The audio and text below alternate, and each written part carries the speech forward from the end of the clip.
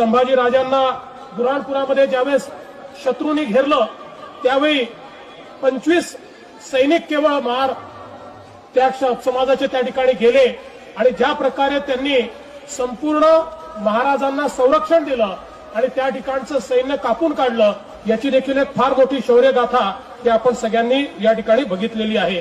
आणि म्हणून आपण जर बघितलं तर मोगलांच्या नाकात दम आणणारे नागेवाडीचे महार आणि मौजे वेलंगचे सिद्धनाथ महार यांचा देखील एक अत्यंत गौरवशाली इतिहास हा आपल्याला या ठिकाणी पाहायला मिळाला आहे।